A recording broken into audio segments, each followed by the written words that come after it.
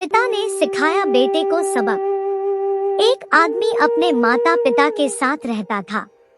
उसके माता पिता बहुत ही शांत स्वभाव के थे। वह आदमी उनका इकलौता बेटा था।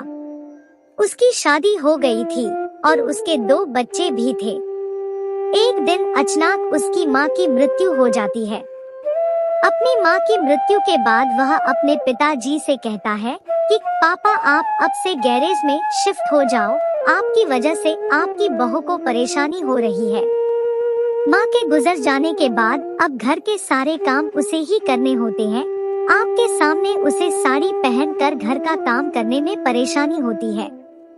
पिता बिना कुछ बोले गैरेज में शिफ्ट हो जाते हैं। कुछ दिनों के बाद वह बेटे को बुलाते हैं और उसके पूरे परिवार के लिए विदेश यात्रा का टिकट देते हैं और कहते हैं कि जा बेटा, सब घूमकर आओ, सबका मन हल्का हो जाएगा। उनके बेटा और बहू बहुत खुश होते हैं।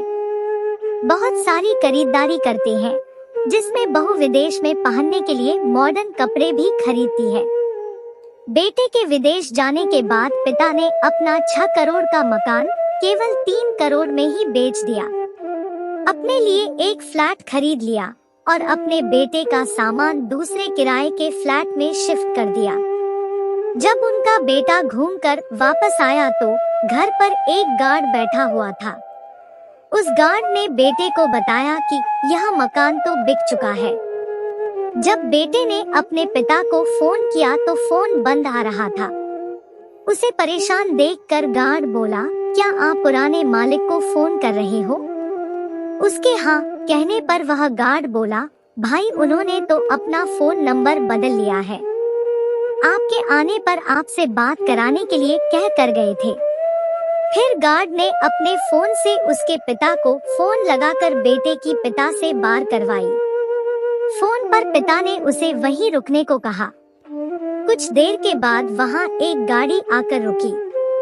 उस गाड़ी से उसके पिता बाहर आए। उन्होंने अपने बेटे को किराए के फ्लैट की चाबी दी और कहा कि यह तेरे फ्लैट की चाबी है, 1 साल का किराया मैंने दे दिया है, अब जैसे तेरी मर्जी हो वैसे अपनी पत्नी को रखना।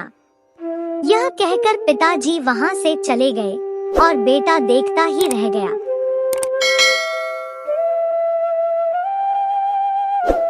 भाभी अब मायके आने के लिए पूछना या बताना पड़ेगा।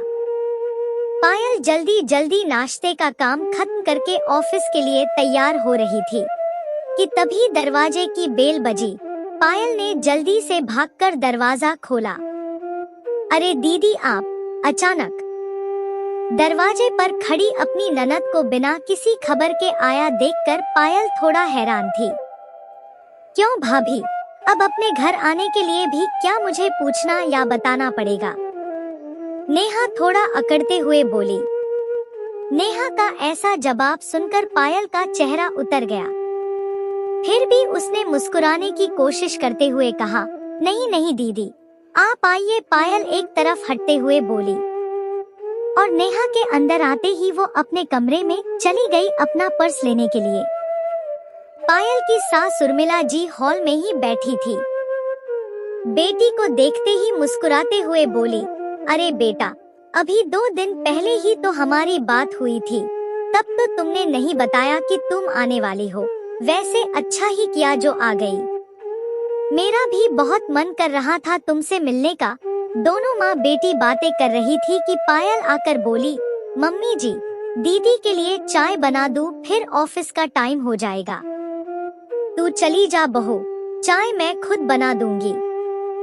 उर्मिला जी ने पायल से कहा। तभी नेहा तपाक से बोल पड़ी, क्यों मम्मी, क्या भाभी के पास इतना भी समय नहीं है कि ननद के लिए चाय पानी बना दे? मैं कौन सा रोज रोज आती हूँ जो इनका ऑफिस जाना इतना जरूरी है? ननद की बात सुनकर पायल वापस रसोई में चली गई और चाय चढ़ा दी। बार बार फोन की तरफ देख रही थी और सोच रही थी कि आज ऑफिस से छुट्टी के लिए बोल देती हूँ। फोन करने के लिए मोबाइल उठाया ही था कि तभी उर्मिला जी रसोई में आ गई। बहू, तुमसे कहा था ना कि चाय मैं बना लूंगी, तुम ऑफिस के लिए लेट हो जाओगी, तुम जाओ। लेकिन मम्मी जी, वो दीदी बुरा मान जाएंगी। इतना बोलने पर भी नहीं रुकी। पायल असमंजस से भरे स्वर में बोली, बहू, वो मेरी बेटी है, मैं जानती हूँ। यदि तुम नहीं गई तो भी वो ऐसे ही बोलेगी कि माँ बेटी को एक दिन भी अकेले नहीं छोड़ा गया। हमारी बातें सुनने के लिए छुट्टी मार ली, इसलिए तू चली जा, कम से कम तेरे काम का नुकसान तो नहीं होगा। यहाँ मैं सब संभाल लूंगी। उर्मिला जी पायल के हाथ पर हाथ रखकर बोली। अपनी सास के मुंह से ऐसा सुनकर उसे यकीन ही नहीं हो रहा था कि एक माँ अपनी बेटी को छोड़कर अपनी बहू का पक्ष कैसे ले सकती है। उसका मन अपनी सास के लिए श्रद्धा से भर गया और नेहा से जल्दी आने का बोलकर पायल ऑफिस के लिए निकल गई। पायल के घर से जाते ही नेहा का स्वर बदल गया। देखा मम्मी, अब मेरी इस घर में कोई इज्जत ही नहीं रह गई है। मेरे कहने के बाद भी भाभी सज-धज कर निकल गई। जब मेरी ननद घर आती है तो मैं सारा दिन उनके आगे पीछे घूमती रहती हूँ और भाभी को देखो, ना कोई आवभगत, ना पूछना। अब उर्मिला जी से भी नहीं रहा गया। बेटा, अभी अभी तू बोल रही थी ना कि ये तेरा अपना घर है, जहाँ आने के लिए तुझे किसी से पूछने या बताने की जरूरत नहीं है, मगर दूसरे ही पल तू खुद को मेहमान समझ रही है। बेटा, तेरी भाभी नौकरी करती है, इसलिए तुझसे पूछ रही थी कि आपने आने की कोई खबर नहीं दी। अगर उसे पता होता तू आने वाली है तो वो छुट्टी के लिए एप्लीकेशन दे देती। वैसे तू सच सच बता, क्या तुझे सच में पायल के जाने का बुरा लगा है या फिर तू सिर्फ उसके प्रति भड़ास निकाल रही है? क्या तू कभी अपनी भाभी के पास बैठकर अपना दुख सुख बताती है? वो काम करती रहती है और तू मेरे पास बैठी रहती है। 2 घड़ी पास बैठ भी जाए तो तू बोलना बंद कर देती है कि इनके सामने क्या बात करना, कहीं घर की बात बाहर ना चली जाए।